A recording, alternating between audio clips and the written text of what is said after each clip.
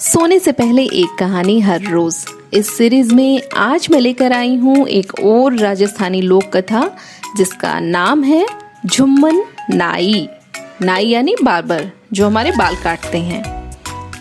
आज की कहानी आपको बड़े ही ध्यान से सुननी होगी क्योंकि इस कहानी में बहुत सारे शब्द आपके लिए नए हो सकते हैं जो आपने शायद पहले कभी ना सुने हो, या सुने हैं तो हो सकता है कि उनका मतलब आपको ना पता हो।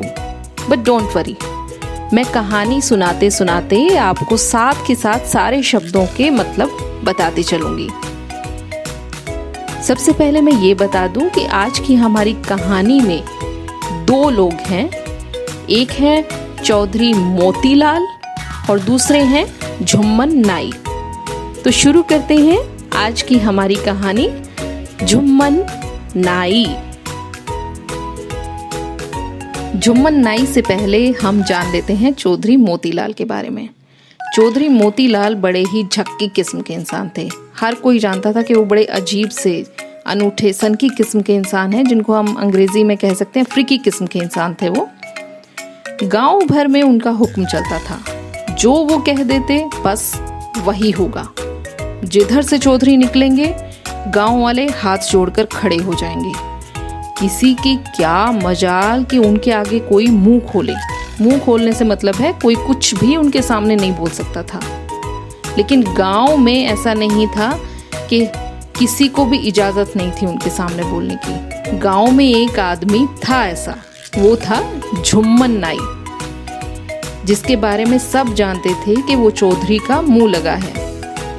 मुंह लगाना एक मुहावरा है जिसका मतलब होता है बहुत ज्यादा आजादी देना। मतलब झुम्मन नाई को पूरी आजादी थी कि वो कुछ भी चौधरी के सामने बोल सकता है, बैठकर बात कर सकता है।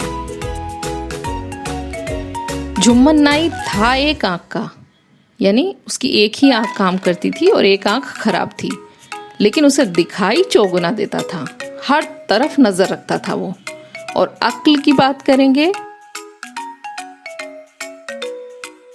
बिल्कुल अरबी घोड़े की तरह सरपट भागती थी।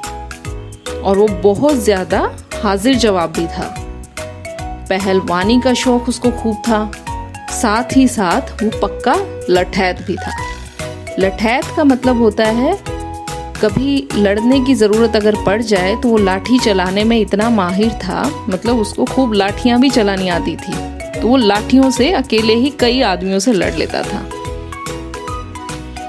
चौधरी मोतीलाल का घोड़ा बैठक के बाहर, जिसको हम लिविंग रूम बोलते हैं आजकल, बैठक के बाहर आकर रुकता तो झुम्मन भागकर घोड़े की लगाम पकड़ लेता। नीचे उतरकर चौधरी मूढ़े पर बैठ जाते और झुम्मन जमीन पर बैठ जाता। चौधरी से वो रोज यूं ही मीठी मीठी बातें भी करता और साथ ही उनके पैर भी दबाता जाता। लेकिन एक दिन कुछ और ही हुआ। अब वो क्या? चौधरी रोजाना की तरह घोड़े से उतरकर मूढ़े पर बैठे, झुम्मन चटाई बिछाकर जमीन पर। लेकिन पता नहीं उस दिन चौधरी किस रंग में थे। बोले, झुम्मन एक बात तो बता।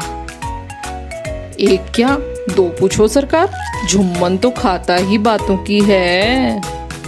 झुम्मन ने बड़ा ही फ्लैटरी वे में चौधरी से कहा। अब चौधरी थोड़ा भड़क गए क्योंकि उस दिन वो कुछ अलग ही रंग में थे। कहने लगे, झुम्मन हम दोनों ही इंसान हैं, लेकिन मैं मूढ़े पर बैठा हूं और तुम चटाई पर। भला ऐसा क्यों? क्या तुम नहीं चाहोगे कि मूढ़े पर तुम भी बैठो? कैसे चाहूंगा सरकार, आप मालिक हैं, मैं ताबेदार। ताबेदार का मतलब होता है नौकर, सेवक, सर्वेंट। मुझे आपके पैरों के पास बैठना ही शोभा देता है। झुम्मन ने कुछ ऐसे जवाब दिया चौधरी के सवाल का। झुम्मन से फिर चौधरी ने कहा, मान लो मैं चटाई पर बैठना चाहूं, तब तुम कहां बैठोगे? कहां बैठूंगा सरकार, मैं खाली जमीन पर बैठ जाऊंगा। और अगर मैं जमीन पर बैठना चाहूं तब तुम कहां बैठोगे? चौधरी ने सवाल के ऊपर और सवाल जड़ दिया। जुम्मन ने कुछ देर सोचा, फिर बोला, हुजूर, मैं जमीन में 2 फीट गड्ढा खोद कर बैठ जाऊंगा। चौधरी चाहते थे कि जुम्मन किसी तरह से बातों में मात खा जाए। मात खाना मतलब हार जाना। चौधरी बोले, मान लो मेरा मन भी है कि मैं भी 2 फीट गहरे गड्ढे में बैठ जाऊं, तब तुम क्या करोगे? तब मैं सरकार 4 फीट गहरा गड्ढा खोद लूंगा। लेकिन चौधरी हार मानने वालों में से नहीं थे। उन्होंने अपनी मांग और बढ़ा दी। कहने लगे, जुम्मन, मान लो तुम गड्ढा खोदते खोदते काफी नीचे पहुंच जाओ और जमीन से पानी निकलने लगे और मेरी इच्छा भी वहीं बैठने को करने लगे, तब तुम क्या करोगे? मैंने पहले भी बताया कि जुम्मन बहुत ही हाजिर जवाब था, तुरंत बुद्धि था। तुरंत बोला, हुजूर, आपने ठीक ही सोचा। गहराई तक खुदाई होगी तो पानी निकलेगा ही। आप पानी की धार के पास बैठेंगे और मैं पानी में। पानी में? मगर पानी में कैसे बैठोगे? चौधरी बोला।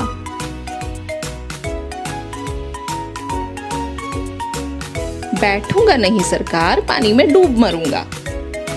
मगर तब सरकार क्या करेंगे? जुम्मन ने ऊपर मुंह उठाकर कहा। चौधरी चुप हो गए। अब कैसे कहें कि मैं भी पानी में डूब मरूंगा? लेकिन चौधरी को बुरा लगा कि जुम्मन ने उसे हरा दिया और फाइनली उन्होंने जुम्मन को कहा, ठीक है, अब तुम घर जाओ।